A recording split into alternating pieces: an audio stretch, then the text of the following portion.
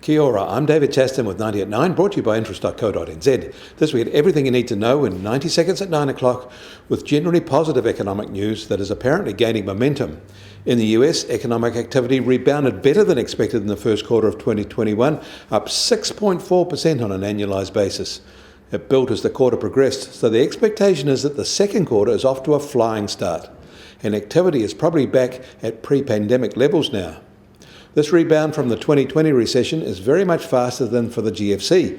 Whatever you think of the enormous stimulus support, it has seemed to provide a very sharp V-shaped recovery, and something that seemed optimistically unlikely a year ago.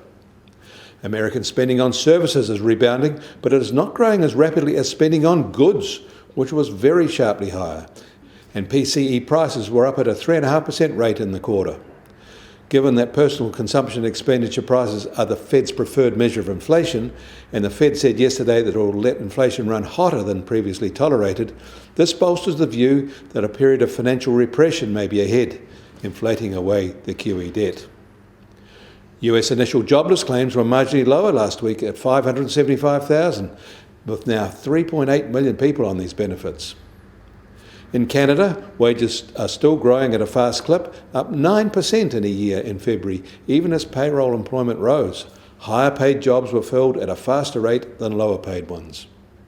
In Germany, there are signs of inflation too. Their April CPI was up 2%, more than expected and higher than the 1.7% rate for March. EU business sentiment rose sharply and by far more than expected in April.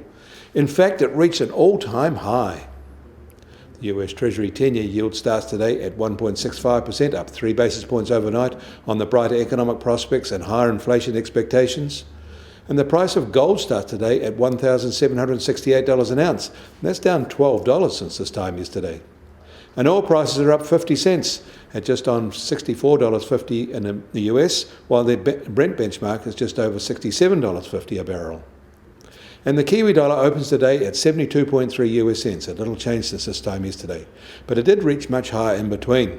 Against the Australian dollar were unchanged at 93.2 Australian cents, and against the euro were softer at 59.7 euro cents. That means our trade weighted index is now back at 74. Kia ora, I'm David Chaston. That was 90 at 9, brought to you by interest.co.nz.